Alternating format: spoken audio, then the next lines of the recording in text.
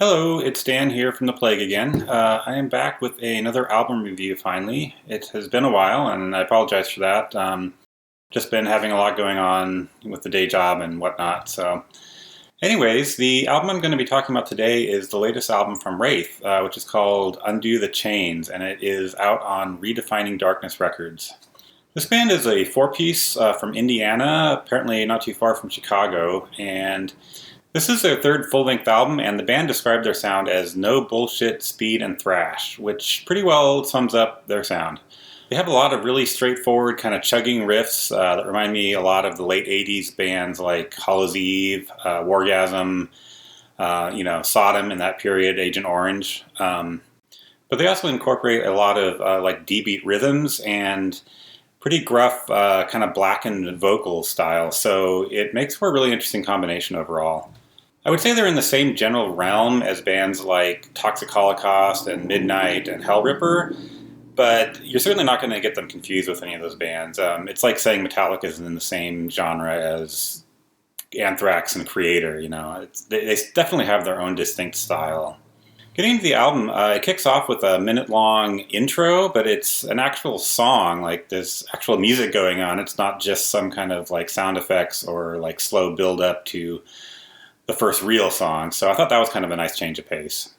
The band have a very strong thrash metal foundation, and you can really hear that on songs like Gatemaster and Terminate, but they also have kind of a classic speed metal that kind of harkens back to, kind of the really early Metallica and even some of the speed bands before Metallica.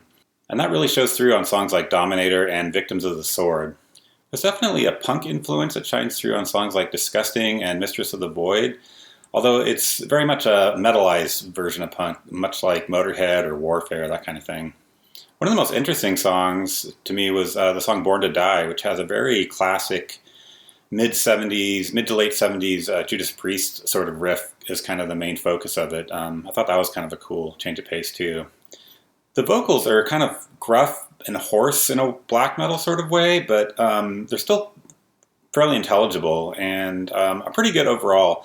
I do feel like they're probably the weakest link in the band just because they're a little bit samey. There's not a ton of variety throughout the album, but they do go well with the songs. One thing that really impressed me on this album was the guitar playing. There's a lot of like really melodic, fluid sort of guitar solos throughout, and that kind of surprised me. You don't usually find that in this kind of more rough and ready, kind of blackish speed metal. This is somewhat of a short album by modern standards, but at 32 minutes, I think it's like the perfect length, and it really works for this style of music. Moving on to the production, they've really got a no-frills, very organic sort of sound that's like right in line with this style of music and, the classic 80s sort of sound. There's also a little bit more definition overall than a lot of other albums I hear in this genre. The one thing I would say is the bass could use a little bit more clarity. You kind of lose it a little bit when everything is going all at once, but it's still overall sounds really good as an album.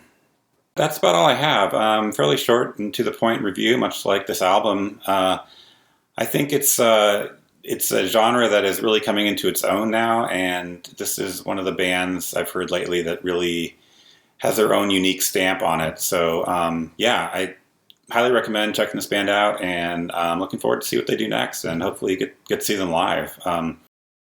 We'll see how the coming year treats us, but until next time, hope you're doing well out there and stay metal.